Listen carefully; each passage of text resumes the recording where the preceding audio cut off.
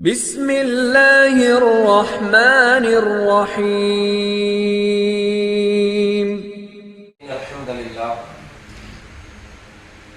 نحمده ونستعينه ونستغفره ونعوذ بالله من شرور أنفسنا وسيئات أعمالنا من يهده الله فلا مضل له ومن يضلل فلا هادي له وأشهد أن لا إله إلا الله وحده لا شريك له وأشهد أن محمدا عبده ورسوله يا أيها الناس اتقوا ربكم الذي خلقكم من نفس واحدة وخلق منها زوجها وبث منهما رجالا كثيرا ونساء واتقوا الله الذي تساءلون به والأرحام إن الله كان عليكم رقيبا يا أيها الذين آمنوا اتقوا الله حق تقاته ولا تموتن إلا وأنتم مسلمون يا أيها الذين آمنوا اتقوا الله وقولوا قولا سديدا يصلح لكم أعمالكم ويغفر لكم ذنوبكم ومن يطع الله ورسوله فقد فاز فوزا عظيما أما بعد فإن أصدق الحديث كتاب الله وأحسن الهدي هدي محمد صلى الله عليه وسلم وشر الأمور محدثاتها وكل محدثة بدعة وكل بدعة ضلالة وكل ضلالة في النار. அல்லாஹுவை போற்றி புகழ்ந்து அல்லாஹுடைய இறுதி இறை தூதர் முஹம்மது ரசூலுல்லாஹ் ஸல்லல்லாஹு அலைஹி வஸல்லம் அவர்களின் மீதும் அவர்களின் குடும்பத்தார்கள், உறவினர்கள், தோழர்கள், மனைவிமார்கள், அவர்களின் வாழ்க்கை வழிமுறையை இறுதி நாள் வரைக்கும் அதன் தூய வடிவில் பின்பற்றி வாழக்கூடிய அத்துணை நல்லடியார்களின் மீதும், குறிப்பாக அல்லாஹ் விதியாக்கி இருக்கிற ஜும்ஆவுடைய வணக்கத்தை குறித்த நேரத்தில் நிறைவேற்ற வேண்டும் என்பதற்காக இந்த இறை இல்லத்தில் ஒன்று குழுமி இருக்கிற நம் அனைவரின் மீதும் ஏக இறைவனின் வற்றாத பேரருளும் பெரும் கருணையும் பாவ மன்னிப்பும் என்றென்றும் நிலவட்டுமாக என்று பிரார்த்தனை செய்து எனது ஜும்ஆவினுடைய முதல் உரையை ஆரம்பம் செய்கிறேன். கண்ணியத்திற்குரிய அல்லாஹ்வின் அடியார்களே, சகோதர சகோதரிகளே, எல்லாம் வல்ல அல்லாஹ் ஜல்ல ஷானஹு தஆலா இந்த உலகத்தில் பிறக்கின்ற ஒவ்வொரு மனிதனுக்கும் இறப்பை விதியாக ஆக்கியிருக்கின்றார். அந்த இறப்பு எப்படி நிகழ வேண்டும் என்றால், அது இயற்கையாக ஒரு மனிதனுடைய அஜல், அல்லாஹ் விதித்த அந்த தவணை முடிந்து அவர் இயற்கையாகவோ அல்லது அவருடைய சக்திக்கு மீறி விபத்து போன்ற ஏதாவது ஒன்றிலே சிக்கியோ அந்த மரணம் அவருடைய முயற்சி இல்லாமல் நடக்க வேண்டும். ஒரு மனிதன் இன்னொரு மனிதனுடைய உயிரை எடுப்பதை, அந்த மனிதனை கொலை செய்வதை இஸ்லாம் மிகப்பெரிய பாவங்கள் என்று சொல்லுகிறது. இந்த உலகத்திலே ஆயிரக்கணக்கான பாவங்கள் இருக்கின்றன. அந்த பாவத்தை எல்லாம் சுருக்கி சுருக்கி இது இதைவிட பெரியது, இது இதைவிட பெரியது என்று இருக்கிற எல்லா பாவங்களையும் ரசூலுல்லாஹி ஸல்லல்லாஹு அலைஹி வஸல்லம் அவர்கள் சுருக்கி ஒரு 7 பாவங்களை எடுத்து சொன்னார்கள். இந்த 7 பாவங்களும் அஸ்ஸபுல் முஹ்லிகாத், அதாவது அல் மூபிகாத், இது அழித்தொழிக்கக்கூடிய பெரும் பாவங்கள் என்று ஒரு பட்டியலை ரசூல் ஸல்லல்லாஹு அலைஹி வஸல்லம் கூறி, அந்த 7 பெரும் பாவங்களிலே அல்லாஹ்விற்கு இணை வைத்தலுக்கு பிறகு ஒரு மனிதன் தன்னுடைய பெற்றோர்களுக்கு நோவினை செய்ததற்கு பிறகு மிக கொடிய பாவங்களில் ஒன்றாக அல்லாஹ்வினுடைய கோபத்தையும் அந்த மனிதனுக்கு நிரந்தரமான சாபத்தையும் பெற்றுத்தரக்கூடிய ஒரு பாவம் இருக்கிறது என்றால், ஒரு மனிதன் இன்னொரு மனிதனை கொலை செய்கிற அந்த பாவம் தான். ஒரு மனிதன் இன்னொரு மனிதனை கொலை செய்வது எவ்வளவு ஒரு பாரதூரமான பாவமோ, அதே போன்றுதான் ஒரு மனிதன் தன்னுடைய உயிரை தானே மாய்த்துக் கொள்ளுகிற தற்கொலை என்கிற பாவம். இன்றைக்கு நாம் பார்க்கிறோம், இந்த மனித சமூகத்திலே, குறிப்பாக முஸ்லிம் சமூகத்திலும் ஒன்றிரண்டு ஆங்காங்கே ஒரு மனிதன் தன்னுடைய கொண்டு எனக்கு இந்த வாழ்க்கை பிடிக்கவில்லை, நான் இதோடு என்னுடைய கதையை நான் முடித்துக் கொள்கிறேன், நான் யாருக்கும் பாரமாக இருக்கவில்லை என்று சொல்லி மனிதர்கள் தற்கொலை முயற்சியை எடுத்துக் கொண்டிருக்கிறார்கள். இன்றைக்கு மாணவ சமூகத்திடத்திலே கூட ஆங்காங்கே நீட் போன்ற தேர்வுகளை எழுதக்கூடிய அந்த மாணவர்களிடத்திலும் கூட நாம் பார்க்கிறோம், அவர்கள் தாம் கொண்ட இலக்கை அடைய முடியாமல் அதிலே தோற்று போகிற நேரத்திலே இதற்கு பின்னால் எனக்கு வாழ்க்கையில் ஒண்ணுமே இல்லை என்று எண்ணி அவர்கள் தற்கொலை முடிவை எடுக்கிறார்கள். அனிதா உட்பட இந்த நீட் வந்ததற்கு பிறகு நிறைய தற்கொலைகளை நாம் பார்க்கிறோம். இதுதான் காரணம், இந்த காரணத்துக்காண்டி தான் தற்கொலை செய்து கொள்கிறார்கள் என்றெல்லாம் எதுவுமே இல்லை. இந்த தற்கொலை என்கிற உணர்வே எப்படிப்பட்ட ஒரு உணர்வு, அது ஒரு மைக்ரோ செகண்ட்ல டக்குன்னு ஒரு மனிதனுக்கு வருகிற உணர்வு. இதுக்கெல்லாம் இன்னைக்கு தற்கொலை செய்து கொள்கிறார்கள். ஒரு நீண்ட பட்டியலே இருக்கிறது. இதற்காகத்தான் மனிதர்கள் தற்கொலை முடிவை எடுக்கிறார்கள். ஒரு மனிதன், ஒரு குடும்ப பிரச்சனை, மனைவி சரியில்லை, பெற்றோர்கள் என்னை மதிக்கவில்லை, பிள்ளைகள் என்னை மதிக்கவில்லை, நான் எதிர்பார்த்ததை போன்று என்னுடைய வாழ்க்கை அமையவில்லை என்று தற்கொலை செய்து கொள்ளக்கூடியவர்கள் இருக்கிறார்கள். ஒரு வாலிப கோளாறால், பருவ கோளாறால் காதல் வயப்படுகிற இருவரும், நம்மை இந்த உலகத்திலே என்னுடைய பெற்றோர்களும் இந்த சமூகமும் என்னை வாழ விடாது, நம்மை வாழ விடாது, அதனால் இந்த உலகத்தில் நம்மளால இணைந்து வாழ முடியாது, நாம் இறந்து போய் சொர்க்கத்திலே இணைந்து வாழலாம், நம்மால சேர்ந்து வாழத்தான் முடியவில்லை, சேர்ந்தை மரணிக்கவாவது செய்வோம் என்று கொடைக்கானல் போன்ற மலை உச்சிகளுக்கு போய் அங்கிருந்து கீழே விழுந்து குதித்து இறந்து போகிறார்கள். அல்லது விஷபாட்டிலை அல்லது அது போன்ற ஏதாவது ஒன்றை எடுத்து அதனை பருகி அருந்து என்ன செய்கிறார்கள், தங்களுடைய உயிரை மாய்த்துக் கொள்ளக்கூடியவர்கள் இருக்கிறார்கள். இன்னும் நாம் பார்க்கிறோம், பொருளாதார சிக்கல், கடுமையான பொருளாதார நெருக்கடியிலே அகப்பட்டுக் கொண்டு வட்டி போன்ற கடன்களை வாங்கி கொண்டு அவன் வீட்டில் வந்து பேசுறது எனக்கு மனதை சங்கடப்படுத்துகிறது, என்னை அவமானப்படுத்துகிறது. இன்றைக்கு கந்து வட்டிக்கு விடக்கூடியவர்கள் எல்லாம் அதை வசூல் செய்கிற முறைகளே வேறு.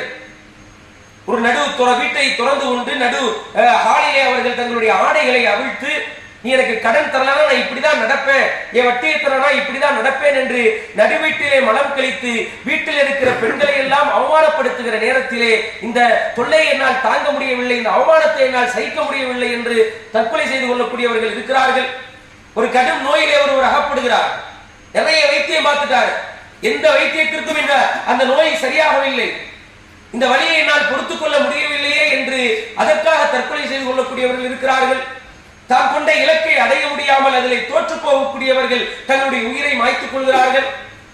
இந்தியா போன்ற ஒரு சில நாடுகளில் தான் சின்ன சின்ன அற்ப காரணங்களுக்காக செல்போனை பிடுங்கி வச்சுக்கிட்டாங்க என்பதற்காக மாடியிலே இருந்து குதித்து தற்கொலை செய்து கொண்ட மாணவர்களுடைய பட்டியல் இந்தியாவிலே இருக்கிறது.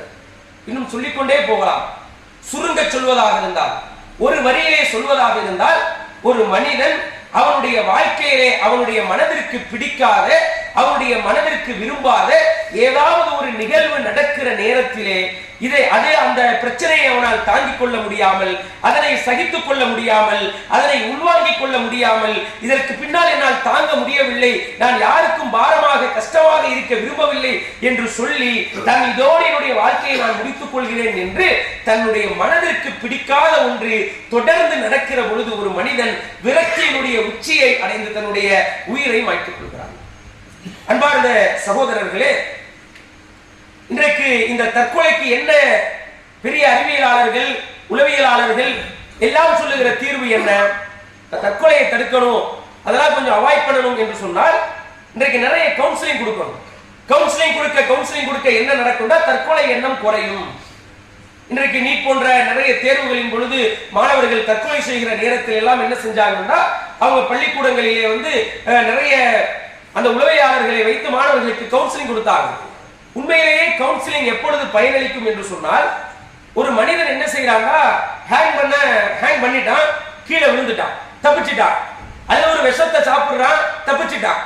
தப்பிச்ச ஒருவனை அழைத்து கவுன்சிலிங் கொடுக்கிறான். எப்பா நீ இப்படி செய்யாத, வாழ்க்கண்டா கஷ்ட நஷ்டம் இருக்கத்தான் செய்யும் என்று அந்த மனிதனுக்கு நாம் கவுன்சிலிங் கொடுக்கிற பொழுது அது அவனுக்கு பயனளிக்கும். நமக்கு தான் யாரு தற்கொலை எண்ணத்தில் அது ஒரு மைக்ரோ செகண்ட்ல ஏற்படக்கூடிய ஒரு உணர்வு தானே. கவுன்சிலிங் கொடுக்கிறதே அந்த அட்டம்ப்ட்ல தப்பிச்சு வந்தவனை கூப்பிட்டு கொடுத்தா தான் என்ன செய்யும், அவனை ஒரு தனிப்பட்ட நபரை அழைத்து வாழ்க்கையை அவனுக்கு புரிய வைக்க முடியும். அப்ப கவுன்சிலிங் வெளியே பார்ப்பதற்கு ஒரு தீர்வு போன்று தெரிந்தாலும் உண்மையிலேயே ஒரு கவுன்சிலிங் என்பது தற்கொலைக்கு பொதுவாக அது ஒரு தீர்வை கொடுக்காது. அதே போன்று என்ன செய்யறாங்கன்னா, இந்த தற்கொலையை தடுக்கணும் அரசு பல இடங்களிலே சொன்னது. என்னது? இப்ப தற்கொலையை தடுக்கணும்னா வீட்டுல என்ன செய்யுங்க, பூச்சி மருந்து போன்ற அல்லது எலி மருந்து போன்ற பொருட்களை எல்லாம் அரசு ரொம்ப ஈஸியா கிடைக்கிற மாதிரி விற்க கூடாது, அதை வீட்டிலே இருப்பதை அவர்கள் தவிர்த்துக் கொள்ள வேண்டும். இப்ப ஆசிட்டை தூக்கி பெண்களுடைய முகத்திலே அடிக்கிறார்கள், எப்படி அதை தடுப்பது அப்படின்னா நீ ஆசிட் கிடைக்காத மாதிரி பண்ண அதை தடுத்துடலாம். அப்போ ஒருத்தர் அடிக்கணும் முடிவு பண்ணிட்டான், ஒருத்தர் தன்னை உயிரை மாய்த்துக் கொள்ள வேண்டும் என்று முடிவு பண்ணிட்டானா வீட்டுல எலி மருந்து இல்லைன்னா பக்கத்து வீட்டுல வாங்குவான், அங்க கிடைக்கல கடையில வாங்குவான், இந்த கடையில இன்னொரு கடையில வாங்குவான். இந்த ஆசிட்டோ எலி மருந்தோ இது எதுவுமே AK-47 போன்று எங்கு தேடினாலும் கிடைக்காது, அது அரசினுடைய நேரடி கட்டுப்பாட்டில் இருக்கிறது. இவை இந்த பொருட்களை எல்லாம் கிடைப்பதை தடுத்துக் கொண்டால் தற்கொலையை தவிர்த்துக் கொள்ளலாம் என்கிற ஒரு தீர்வையும் இன்றைக்கு சொல்லிக் கொண்டிருக்கிறார்கள். அன்பார்ந்த சகோதரர்களே, இதுவெல்லாம் ஒரு அளவிற்கு தற்கொலை எண்ணத்தை மனிதனுடைய உள்ளத்தில் இருந்து அகற்றினாலும் இஸ்லாம் ஒரு மனிதன் இந்த உலகத்திலே அப்படியான ஒரு பாரதூரமான முடிவை அந்த மனிதன் எடுக்காமல் இருப்பதற்கு இஸ்லாம் அந்த மனிதனுக்கு வாழ்க்கையினுடைய பாடத்தை கற்றுக் கொடுக்கிறது. என்ன பாடம்? இந்த பாடத்தை பள்ளிக்கூடங்களிலே சிலபஸாக வைக்க வேண்டும். இந்த பாடங்களை மதரசாக்களிலே சிலபஸாக வைக்க வேண்டும். நாம் அனைவரும் வார்த்தைகளிலே சொல்லிக் கொண்டிருக்கிற பாடம் தான் மனிதனுடைய வாழ்க்கை என்று சொன்னால் அது கஷ்டமும் நஷ்டமும் இன்பமும் துன்பமும் நிறைந்ததுதான் மனிதனுடைய வாழ்க்கை. நம்ம யாரும் அல்லாஹ்வோடு ஒப்பந்தம் போட்டுட்டு வரல, இறைவா எனக்கு பிடிச்ச மாதிரியே இந்த உலகத்தில் எனக்கு அனைத்தையும் அமைத்துக் கொடு என்று நாமும் அல்லாஹ்வோடு ஒப்பந்தம் போடவில்லை, அல்லாஹ்வும் நம்மோடு ஒப்பந்தம் போடவில்லை. இங்க சுருக்கமாக சொல்வதாக இருந்தால் ஒரு நீண்ட நெடிய சமுத்திரம் இருக்கிறது, ஒரு மிகப்பெரிய கடல் இருக்கிறது. அந்த கடலிலே பயணிக்கிற ஒரு மனிதன் அதிலிருந்து ஒரு துளி தண்ணீர் கூட தன் மீது படாமல் அந்த கடலினுடைய இந்த கரையிலிருந்து அந்த கரையை ஒரு மனிதனால் கடந்து விட முடியும். ஆனால் வாழ்க்கை என்கிற கடலிலே பயணிக்கிற ஒரு மனிதன் கண்ணீர் என்கிற அந்த ஒரு சுட்டு துளி படாமல் கழிக்கிற ஒரு மனிதனை கூட இந்த பூமி பந்து இன்னும் சந்திக்கவே இல்லை, சந்திக்க போவதும் இல்லை. கஷ்டம் எல்லா மனிதர்களுடைய வாழ்க்கையிலும் இருக்கும். இந்த உலகத்திலே ஒரு மனிதர் நிம்மதியாக சந்தோஷமாக வாழ்ந்திருக்க முடியும் என்று சொன்னால், மனிதராக பிறந்த ஒருவர் நிம்மதியாக வாழ்ந்திருக்க முடியும் என்றால் அல்லாஹ் இந்த உலகத்திலே யாரை வாழ வைத்திருப்பான் தெரியுமா? நபி ஆதம் அலைஹிஸ்ஸலாம் அவர்களை வாழ வைத்திருப்பான். ஆதம் அலைஹிஸ்ஸலாம் அவர்கள் எப்படிப்பட்ட ஒரு அற்புதமான படைப்பு! அல்லாஹ் ரப்புல் ஆலமீன் சொர்க்கத்திலே வைத்து நபி ஆதமை படைத்தார். தன்னுடைய கரத்தால் ஆதமுடைய வடிவத்தை படைத்து தன்னுடைய உயிரை அவரிலே ஊதி அல்லாஹ் அவருக்கு துணையையும் ஏற்படுத்தி அவர்களுக்கு கட்டளையாக சொன்னான், குலா மின்ஹுமா ரகதன் ஹைது ஷிஅதுமா, நீங்கள் இருவரும் சொர்க்கத்திலே உங்களுடைய மனம் விரும்பியவாறு நிம்மதியாக வாழுங்கள், ரொம்ப சந்தோஷமாக வாழுங்கள் என்று நபி ஆதமிற்கு அல்லாஹ் கட்டளை பிறப்பித்தார். மனிதன் சொன்னாலே அந்த மனிதன் அப்படி வாழ முடியாது, கஷ்டத்திலிருந்து அந்த மனிதனால் தப்பிக்க முடியாது. நபி ஆதமும் சிரமத்திற்கு உட்பட்டார்கள். அவர்களுடைய வாழ்க்கையினுடைய நிம்மதியை அவர்கள் இழந்தார்கள். அதனுடைய வெளிப்பாட்டை திருமறை குர்ஆன் அவர்கள் செய்த ஒரு பிரார்த்தனையினூடாக சொல்லுகிறது. ரப்பனா ஸலம்னா அன்ஃபுஸனா ஃபஇன் லம் தக்ஃபிர் லனா வ தர்ஹம்னா லனகூனன்ன மினல் காசிரீன். இறைவா, நீ எங்களுடைய பாவங்களை மன்னிக்கவில்லை என்று சொன்னார், நீ எங்களுக்கு இரக்கம் காட்டவில்லை என்று சொன்னார், நானும் எனது மனைவியும் லனகூனன்ன மினல் காசிரீன், நாங்கள் நஷ்டவாளிகளாக ஆகிவிடுவோம் என்று அந்த இருவரும் பிரார்த்தித்தார்கள் என்கிற அந்த பிரார்த்தனையை திருமறை குர்ஆன் நமக்கு சொல்லி காட்டுகிறது. அல்லாஹ் நமக்கான நிம்மதியான வாழ்க்கைக்கு அல்லாஹ் வாக்கு கொடுக்கிறார். அல்லாஹ் எதுக்கு வாக்கு கொடுத்திருக்கான் தெரியுமா? நம்முடைய வாழ்க்கையில கஷ்டம் வரத்தான் செய்யும், அதுக்கு தான் வாக்கு இருக்கு. நீ யாராக வேண்டுமானாலும் இருந்து கொள். அல்லாஹ் சொல்லுகிறார், வலனபுலுவன்னகும். அரபி மொழி தெரிந்தவர்களுக்கு தெரியும் இந்த வார்த்தையில அல்லாஹ் சொல்றான், வலனபுலுவன்னகும், நிச்சயமாக சந்தேகத்திற்கு இடமில்லாமல் கண்டிப்பாக உறுதியாக உங்களை நாம் சோதிப்போம், உங்களுக்கு நாம் கஷ்டத்தை கொடுப்போம். வலனபுலுவன்னகும் பிஷைஇன் மினல் ஹௌஃப் வல் ஜூஅ் வ நக்ஸின் மினல் அம்வாலி வல் அன்ஃபுஸி வத் தமராத். உங்களை பயத்தை கொண்டு உங்களுக்கு கஷ்டத்தை கொடுப்போம், பசியை கொண்டு உங்களுக்கு கஷ்டத்தை கொடுப்போம், உங்களுடைய உயிர்கள் போவதை கொண்டு, உங்களுடைய பொருளாதாரம் சுருங்குவதை கொண்டு, உங்களுடைய உணவுகள் சுருங்குவதை கொண்டு நிச்சயமாக உங்களுக்கு நாம் கஷ்டத்தை கொடுப்போம். அதுல இருந்து தப்பிச்சவன் யாருமே கிடையாது. நமக்கு இருக்கிற கஷ்டம் வேணா அவருக்கு இல்லாம இருக்கும். கொரோனாவுடைய காலத்தை எல்லோரும் கடந்து வந்து நிற்கிறோம். நிறைய தொழில்கள் அப்படியே படுத்து சரிஞ்சிருச்சு, மையத்தா போயிருச்சு, எழுந்து வர முடியாமல் நிறைய நிறுவனங்கள் மூடப்பட்டு கொண்டிருக்கிறது.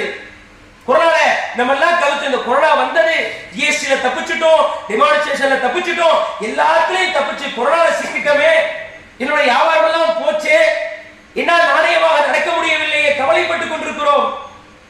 நம்ம கவலை அப்படி இருக்கும். இன்னொருத்தர பாப்பா அவனுக்கு வந்து ஒரு பிரச்சனையும் இல்ல, நிறைய பெரிய பணக்கார செல்வந்த, அவனுக்கு பணத்தை அந்த பொருளாதார கஷ்டமே இல்லை என்று எண்ணிக்கொண்டிருந்தோம். நமக்கு கொரோனால பொருளாதார கஷ்டம் தான் வந்துச்சு, அவருக்கு கொரோனாவே கஷ்டமா இருக்கு, மூத்தா போயிட்டார்.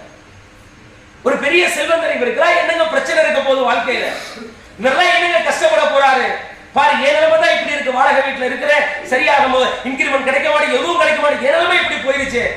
ஒரு பெரிய பணக்காரனை பார்த்து ஆச்சரியப்படுவோம், அவனுக்காக என்ன கஷ்டம் நினைப்போம்.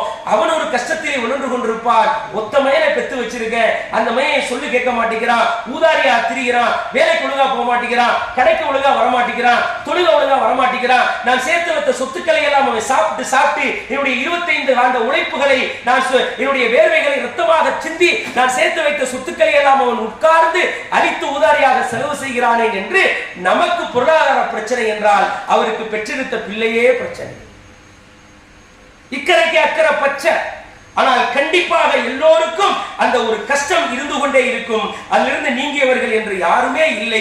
அப்ப இந்த மனித வாழ்க்கைனாலே கஷ்டம் தாரம். இந்த கஷ்டத்திலிருந்து என்னால் தப்பிக்கிறதுக்கு எனக்கு சொல்யூஷனே இல்லை என்றால் அல்லாஹ் அந்த வசனத்தினுடைய கடைசியை சொல்லுகிறான், இதிலே யாருக்கு நற்செய்தி இருக்கிறது தெரியுமா, யாருக்கு நல்ல வாழ்க்கை இருக்கிறது தெரியுமா, யார் பொறுமையாளர்களாக இருக்கிறார்களோ அவர்களுக்கு நீ பொறுமையாக இரு, அந்த கஷ்டத்தை நீ உள்வாங்கு, அந்த சோதனையை நீ சகித்துக்கொள்.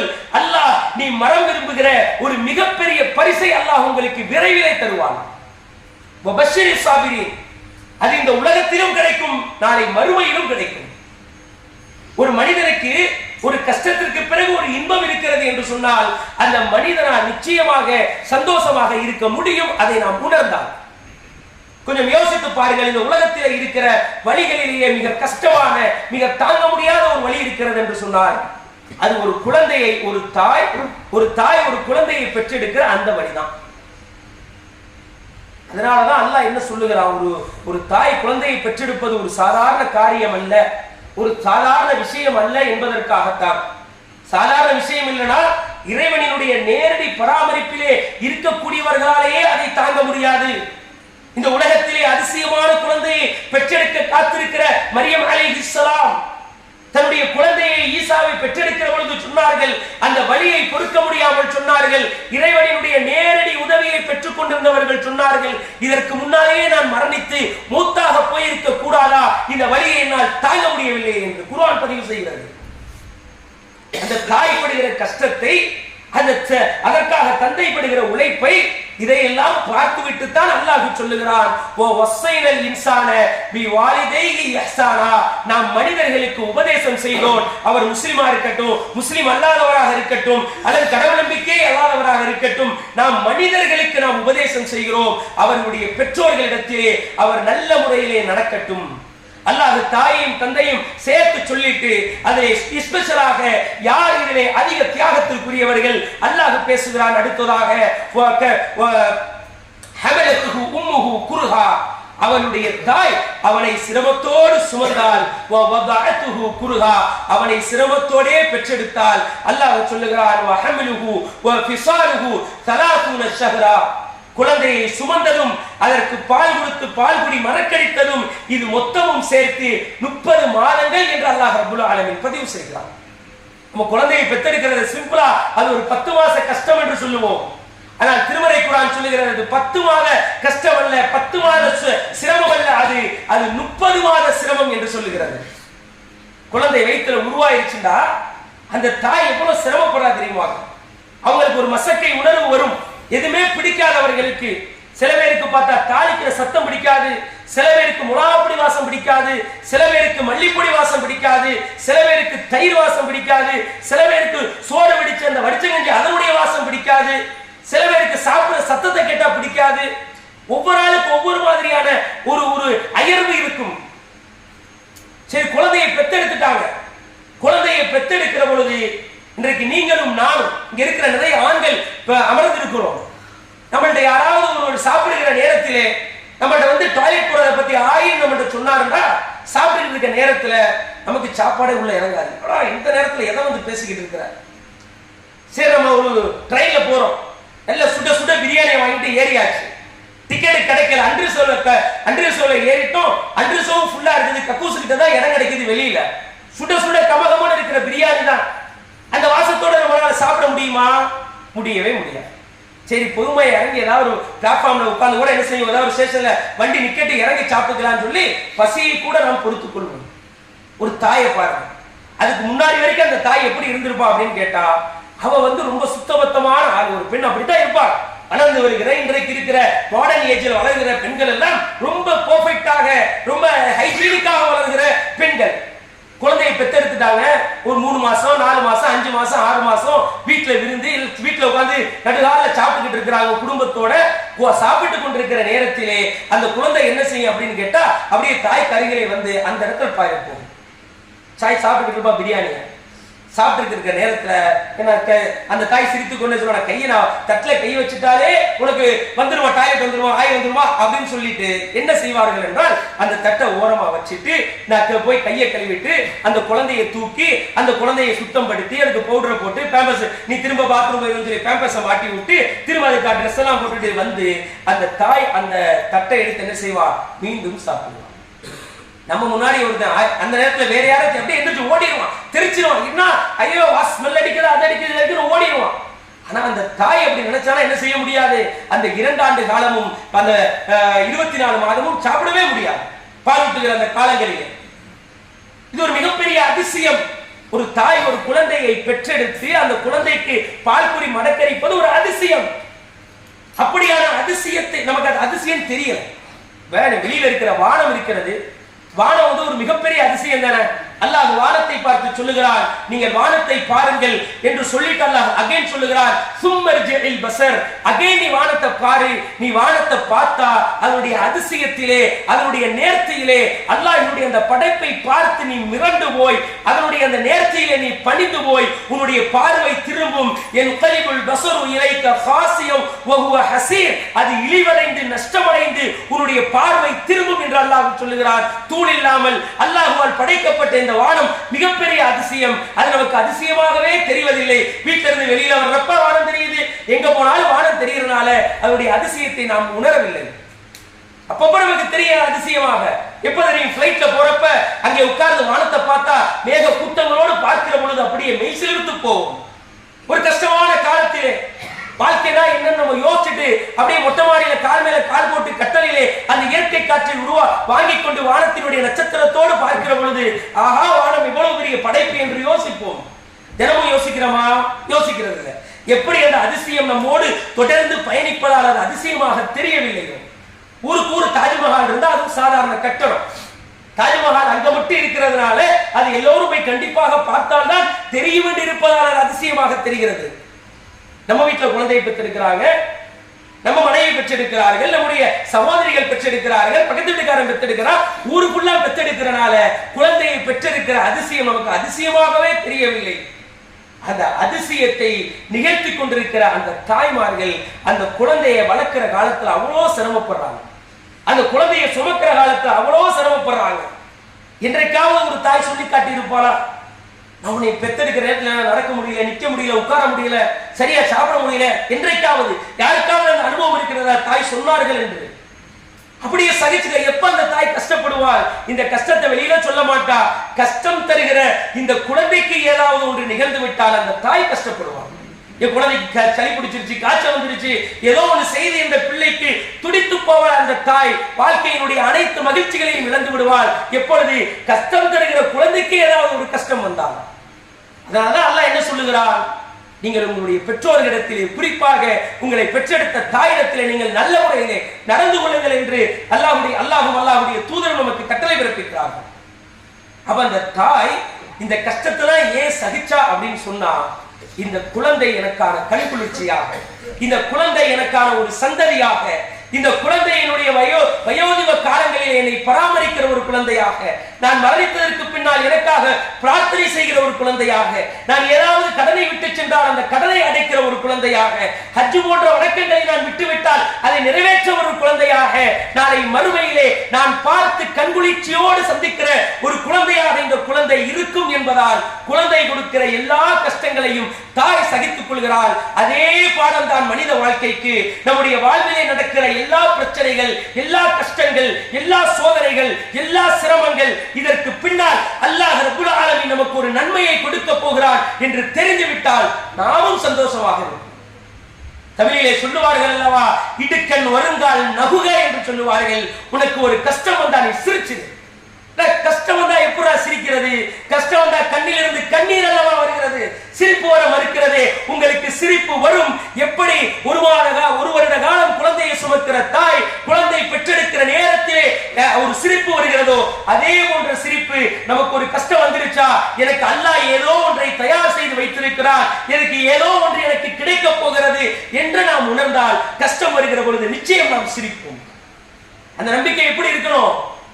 பறவை தினமும் கூட்டை விட்டு வெளியே செல்லுகிற பொழுது அல்லாஹ் ரிஸ்க் தருவான் என்ற நம்பிக்கையோடு எப்படி போயிட்டு கூட்டுக்கு வருகிறதோ உணவை பெற்றுக்கொண்டு, அதே போன்று என்னுடைய கஷ்டத்திற்கு பின்னால் அல்லாஹ் எனக்கு ஒரு சுகத்தை தருவார். இன்னமஅல் உஸ்ரி யுஸ்ரா.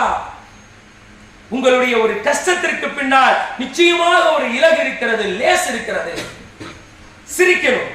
இடுக்கண் வருங்கால் நகுக. இதற்கு யாரிடத்திலே உதாரணம்? இன்றைக்கு குடும்ப பிரச்சனை பல மனிதர்களுடைய வாழ்க்கையை சின்ன பின்னமாக ஆக்குகிறது. பிடித்தால் வாழலாம், இல்லைன்னா விட்டுட்டு போயிடலாம். இன்றைக்கு வீட்டுக்கு வீடு வாசப்படி இருக்கிறது. இந்த குடும்ப பிரச்சனைக்காக இது போன்ற விபரீத முடிவுகளை எடுக்கக்கூடியவர்கள் இருந்து கொண்டிருக்கிறார்கள்.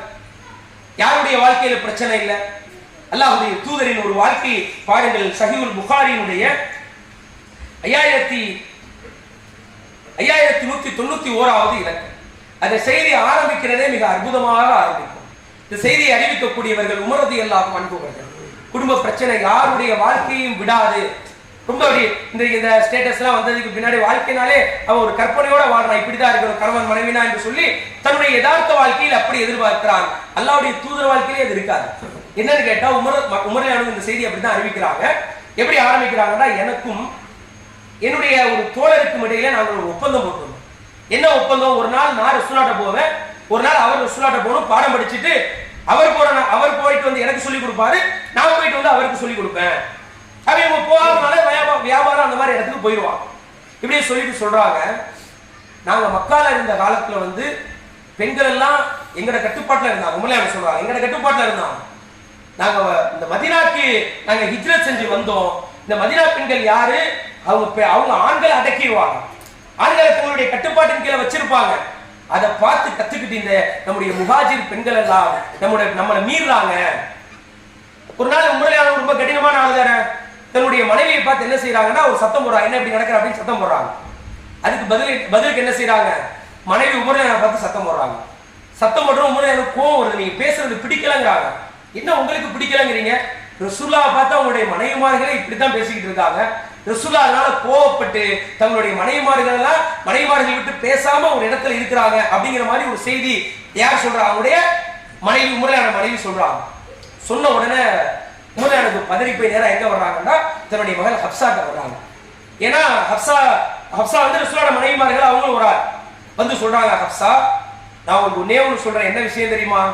நீ வந்து ஆயிஷா ரசூலுல்லாஹ் ஒரு மாதிரி முரண்டு பிடிக்கிறாங்க, நீ தயவு செஞ்சு முரண்டு பிடிச்சாங்க. ஏன்னா உன்னை விட அழகில் சிறந்த உன்னை விட அழகில் சிறந்த, உன்னை விட நபிக்கு மிக நெருக்கமாக நேசமாக இருக்கிற ஆயிஷாவை பார்த்து நீ ஏமாந்துறாத, அவங்கள ரசூலுல்லாஹ் சேர்த்துக்கிடுவாங்க, உன்னை விட்டுருவாங்க, உஷாராரி அப்படின்னு உமரான் என்ன செஞ்சிட்டாங்க? தன்னுடைய மகள்கிட்ட சொல்லிட்டு இருந்தாராம். இருக்கிற நேரத்திலே அந்த கால சூழ்நிலை எப்படிப்பட்ட கால சூழ்நிலையாக இருந்தது என்றால், மதீனாவே ஒரு திடுக்கத்தில் இருந்துச்சு. என்ன திடுக்கம்? கஸ்ஸான் என்கிற ஒரு நாட்டை சார்ந்த மன்னர் தன்னுடைய குதிரைகளுக்கெல்லாம் லாடம் அடித்து அதை தயார் நிலையிலே வைத்திருக்கிறார். அவர் எந்த நேரத்தில் வேண்டுமானாலும் மதீனாவை தாக்கலாம் என்கிற ஒரு செய்தி சஹாபாக்களுக்கு மத்தியில் அப்படியே பரவி இருந்துச்சு. பரவி இருக்கக்கூடிய ஒரு நேரத்திலே இந்த அவருடைய அந்த தோழர் சொன்னாங்கல்ல, அந்த தோழர் என்ன செய்கிறார்? ரசூலுல்லாஹ்விடத்து கல்வி படித்து விட்டு இரவிலே மிக வேகமாக ரசூலுல்லாஹ்வை பார்த்து சந்திச்சுட்டு வேகமாக உமருடைய வீட்டுக்கு வந்து நைட் நேரத்துல கதவை மட்டார்னு தட்டுகிறார். தரப தர்பன் ஷதீதா, கடுமையான தட்டுகிறார். உமருக்கு பதறிடுச்சு. பதறி கதவை திறந்த உடனே கேள்வி கேட்கிறாங்க, கஸ்ஸான் நாட்டு மன்னர் மதீனாவை தாக்க வந்து விட்டாரா என்று கேட்கிறார். வந்த அந்த தோழர் சொன்னார், இல்லை, கஸ்ஸான் நாட்டு மன்னர் வரவில்லை, ஆனால் காரியம் அதைவிட மிக பெரியதும் மிக பயங்கரமான ஒன்றும் நடந்து விட்டது. அல்லாஹ்வுடைய தூதர் ஸல்லல்லாஹு அலைஹி வஸல்லம் அவர்கள் தங்களுடைய எல்லா மனைவிமார்களையும் தலாக் விட்டுட்டாங்கன்னு சொல்லிட்டாங்க. முரளி எனக்கு பதறி இருக்கு. இதை நான் படிச்சு என்னுடைய மகனிடத்திலே சொன்னேன், கேட்கவில்லையே என்று சொல்லிவிட்டு என்னுடைய ஆடைகளை எடுத்து அணிந்து கொண்டு உமர் ரலியல்லாஹு அன்ஹு நேராக நபியை பார்ப்பதற்காக மஸ்ஜித் நபவிக்கு வந்துட்டாங்க. நபியோடு ஃபஜ்ருடைய தொழுகையை தொழுதார். ரசூலுல்லாஹ் பொதுவா ஃபஜ்ர் தொழுதா திரும்பி என்ன செய்வாங்கன்னா, எல்லாருக்கும் என்ன ஏதாவது கனவுக்கு விளக்கம் இருக்கா, கேள்விகள் இருக்கான்னு கேட்பாங்க. அன்றைய நாளிலே அல்லாஹ்வுடைய தூதர் எதுவுமே சொல்லாம தொழுது முடித்தவர்கள் அங்கே தூரமாக அமைக்கப்பட்டிருந்த ஒரு பரன் மீது ஏறி என்ன செஞ்சாங்க, ரசூலுல்லாஹ் இருந்துட்டாங்க. ஒரு பரன்ல ரசூலுல்லாஹ் இருந்துட்டாங்க. உமர்லியானோ என்ன செய்யறாங்கன்னா, அப்படியே உங்களுக்கு இப்படி வெளியில வர்றாங்க, மனசு பொறுக்கல, சரி ரசூலோட போய் பேசுவோம், ஏதாவது என்ன விஷயம் கேட்கலாம்னு சொல்லி அப்படி கடந்து வர்றாங்க. ரசூலோட மிம்பரை தாண்டி அந்த பரன் அமைக்கப்பட்டிருந்தது. அப்படி நடந்து வருகிற பொழுது அந்த மிம்பரை சுற்றி நிறைய நபித்தோழர்கள் உட்கார்ந்து கொண்டு அழுது கொண்டிருந்தார்கள். நபி எல்லா மனைவிகளையும் தலாக்கு விட்டாங்களேங்கிற ஒரு கவலை. உள்ள போறதுக்கு அனுமதி கேட்டார்கள் உமர். பிலால் வாசலிலே நின்று கொண்டிருந்தார். அந்த பரன் வாசலிலே நின்று கொண்டிருந்தார். இல்லை, நபிட்ட கேட்கிறாங்க, உமர் வந்திருக்காங்க, அனுமதி தரலாமா? ரசூலுல்லாஹ் அனுமதி கொடுக்கல. உமரையான என்ன செய்யறாங்க, திரும்பி போயிடலாம் நினைக்கிறாங்க. போய் நினைக்கிற பொழுது மகள் இப்படி அவங்க தலாக்கில் இருக்காங்களே ஒரு கவலையில சரி அந்த அலுவலர்களோடு சேர்ந்து கொஞ்ச நேரம் உட்கார்ந்து இரண்டாவது முறை அனுமதி கேட்கிறார்கள். அனுமதி மறுக்கப்படுகிறது. மூணாவது முறை போயிடலான்னு பாக்குறாங்க, மனசு அப்பையும் வரல. சரி மூன்றாவது முறை போய் அனுமதி கேட்கிறாங்க, அப்பையும் அனுமதி கிடைக்கல. நாலாவது முறை சரி இதுக்கு நமக்கு அனுமதியே கிடைக்காது. அப்படி மூணாவது முறை அப்படி திரும்பி போகிற பொழுது பிலால் அழைத்தார்கள், உமர் அல்லாஹ்வுடைய தூதர் உங்களுக்கு அனுமதி கொடுத்துட்டாங்க. அப்படி உமர் நேராக அந்த பரன் மீது ஏறுகிறார்கள். ஏறி உள்ள போய் அதை பார்த்தார்கள். அந்த பார்த்த ஒரு இறை தூதர் இருக்கிற ஒரு இடம் மாதிரியே தெரியல, ஒண்ணுமே இல்லை. ரொம்ப சாதாரணமாக ஒரு கஷ்டத்திலே அப்படியே படுத்திருக்காங்க. மனைவிமார்களுடைய அந்த பிரச்சனையெல்லாம் மனதிலே வாங்கி கொண்டு அப்படியே படுத்து கிடக்கிறாங்க. அந்த இடத்துல பார்த்தா ஒரு 3 தோல் தொங்கிக் கொண்டிருக்கிறது. ஒரு இறை தூதருடைய இடம் மாதிரியே அது தெரியல. நின்று கொண்டே உமர்லியான உள்ள நுழைஞ்சவுடனே கேட்டாங்க, அல்லாஹ்வுடைய தூதரே, நீங்கள் உங்களுடைய மனைவிமார்களை தலாக்கு விட்டு விட்டீர்களா? லா அப்படின்னு சொன்னாங்க. இல்லை அப்படின்னு சொன்ன உடனே உமர் ரலியல்லாஹு அன்ஹு அல்லாஹு அக்பர், மக்கள்கிட்ட செய்தி எப்படி வந்துருச்சு, அல்லாஹ்வுடைய தூதரின் மகளையும் தலாக் விடல, யாரையுமே தலாக் விடலைங்கிற அந்த மகிழ்ச்சியோடு அப்படி நின்றுகிட்டே கேட்கிறாங்க. அல்லாஹ்வுடைய தூதரே சொல்றாங்க, ரசூலுல்லாஹ் சொல்றாங்க, அல்லாஹ்வுடைய தூதரே, நான் என்னுடைய மனைவி அவருடைய தகவலை சொல்றாங்க. நாங்க நம்ம மக்கால இருந்த நேரத்திலே பெண்கள் எல்லாம் நம்முடைய கட்டுப்பாட்டுல இருந்தாங்க. நம்ம மதீனாவுக்கு வந்தோம், இந்த அன்சாரி பெண்களை பார்த்து விட்டு நம்முடைய பெண்கள் அவங்கள்ட்ட இருந்து பாடம் படிச்சு நம்ம எதிர்த்து பேசக்கூடியவர்களாக மக்காவினுடைய பெண்களும் ஆகிவிட்டார்கள் என்று சொன்ன நேரத்திலே அல்லாஹ்வுடைய தூதர் அந்த நேரத்திலே சிரித்தார். அடுத்து ரசூலுல்லாஹ் உமர்லியானு சொல்றார், அல்லாஹ்வுடைய தூதரே, இப்பதான் என்னுடைய மகள் ஹப்சாவிடத்திலே சொல்லிக் கொண்டு வந்தேன். என்ன சொன்னேன் தெரியுமா? ஹப்சாவே, உன்னை விட அழகில் சிறந்த, உன்னை விட நபிக்கு விருப்பமான ஆயிஷா ஒன்றை செய்கிறார்களே என்பதற்காக நீயும் செய்து நீ ஏமாந்து போய்விடாதே என்று என்னுடைய மகளிடத்திலே நான் சொல்லிவிட்டுதான் அல்லாஹ்வுடைய தூதரே உங்களிடத்திலே நான் வந்திருக்கிறேன் என்று சொன்ன நேரத்தில், அன்பார்ந்த சகோதரர்களே, ஒட்டுமொத்த மதீனாவிலும் செய்தி பரவி இருந்த நேரம் நபிகளார் தன்னுடைய மனைவியை தலாக்கு விட்டு விட்டார்கள். நபி அமைதியாக இருந்தார்கள். வானத்தில் இருந்து செய்தி வந்தது, நபியினுடைய மனைவிமார்களை கண்டித்து, நபியினுடைய மனைவிமார்களே, உங்களுக்கு இந்த உலக வாழ்க்கையும் அதனுடைய அலங்காரமும் தான் பிடிக்கும் என்று சொன்னால் இந்த நபி உங்களை தலாக்கு விட்டு உங்களுக்கான ஜீவனாம்சத்தை அவர் கொடுத்து அனுப்பி விடுவார். நீங்கள் வேறு யாரை வேண்டுமானாலும் திருமணம் முடித்துக் கொள்ளுங்கள், ஆனால் நபியோடு வாழ்ந்தால் நீங்கள் இப்படித்தான் வாழ வேண்டும் என்று வசனம் இறங்கிக் கொண்டிருந்த அந்த கஷ்டமான நேரத்தில் உமர் ரலியல்லாஹு அன்ஹு அவர்கள் அல்லாஹ்வுடைய தூதரிடத்திலே எங்கள் மகளை விட, என் மகளை விட ஆயிஷா தான் உங்களுக்கு விருப்பமானவர் என்று சொன்ன நேரத்திலே தபஸ்ஸம நபி ஸல்லல்லாஹு அலைஹி வஸல்லம் தபஸ்ஸுமத்தன் உக்ரா, மீண்டும் ஒருமுறை நபிகளார் சிரித்தார்கள். இடுக்கன் வருங்கால் நகுக, கஷ்டம் வந்தால் சிரிச்சிரு. இந்த பாடத்தை நாம் அல்லாஹ்வுடைய தூதரிடமிருந்து படிக்க வேண்டும். அதுக்கு பின்னாடி நபியினுடைய மனைவிமார்கள் யாருமே நபிட்ட பிரச்சனை பண்ணல. நபி மிக மகிழ்ச்சியாக தங்களுடைய வாழ்க்கையை வாழ்ந்தார்கள்.